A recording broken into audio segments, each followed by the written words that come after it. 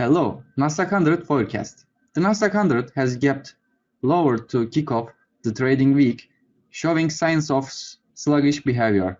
At this point, the market is more likely than not going to continue to try to go higher, but one of the main things you should be paying attention to is the bond market right now.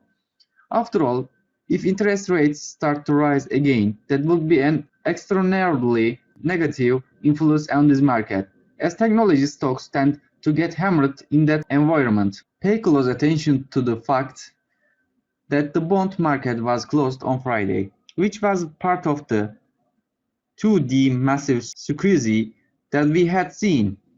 While I recognize that we broke through a little bit of minor resistance, the reality is that the fundamentals still don't line up quite right for the Nasdaq 100 to take off. Ultimately, the overall attitude of the market will continue to be noisy.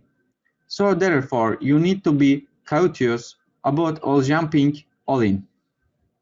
The 50-day EMA has been somewhat important as of late, so it could offer a little bit of support. If we break down below there, then it's likely that the market will try to fill the gap from last week, which could open the possibility of a move down to the 11,000 level. Anything below there could open a huge move lower. The Federal Reserve is nowhere near losing monetary policy, even though Wall Street is kicking and screaming for it.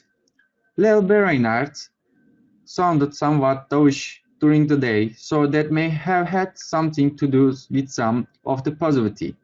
However, I would point out that late in the day, Nasdaq 100 or the other risk assets out there didn't behave very well. Because of this, we could very well find ourselves slipping back into the consolidation area that we had been in for a while. I'm not completely sold on the idea of going higher, but if we broke above the 12,000 level, it's possible that we could go looking the 200-day EMA near the 12,500 level. Ultimately, I'm still bearish, but I recognize that we have a lot of volatility ahead of us.